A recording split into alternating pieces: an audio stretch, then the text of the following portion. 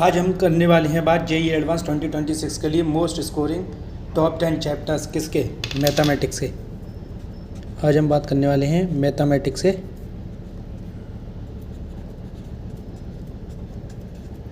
Top 10 chapter easy और scoring, जिनको आप कम समय में तैयार कर सकते हो और उसमें मार्क्स ज़्यादा से ज़्यादा स्कोर कर सकते हो।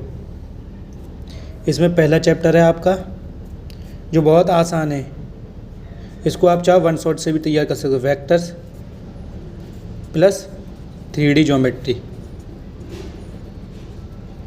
ये दोनों चैप्टर बहुत ही ईजी हैं और हर साल इससे कम से कम मिनिमम 3 क्वेश्चन, और आपकी किस्मत अच्छी रही तो 4 क्वेश्चन आपको देखने को जेईई एडवांस में मिल सकते हैं। इसी में एक और चैप्टर है मैट्रिसेस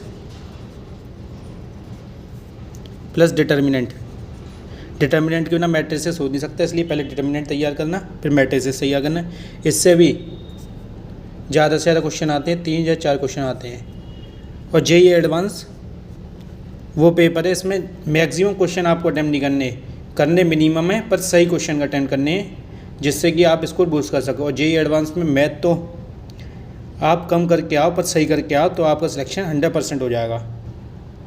तीसरा एक चैप्टर है प्रोबेबिलिटी, थोड़ा ट्रिकी होता है, अगर आपको अच्छे से आता है तभी इसको तैयार करें।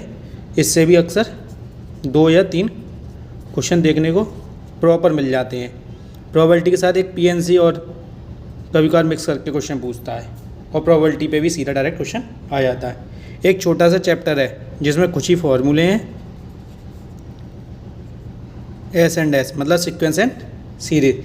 इससे ज़्यादा क्वेश्चन नहीं आता, एक क्वेश्चन आ सकता है, पर ये भी एक इजी स्कोरिंग चैप्टर है। इसी तरीके से 5th चैप्टर देखते हैं हम। 5th चैप्टर आपका एओडी। एओडी बहुत इंपॉर्टेंट चैप्टर है, थोड़ा हार्ड हो सकता है पर ये अच्छे मार्क्स ला के जाता है। कम से कम 2 या 3 क्वेश्चन आते हैं, अगर आपको अच्छे से समझ में आ जाए तो 2-3 क्वेश्चन आपके कहीं नहीं गए। इसी तरीके से 6th चैप्टर है। अब हम बात करेंगे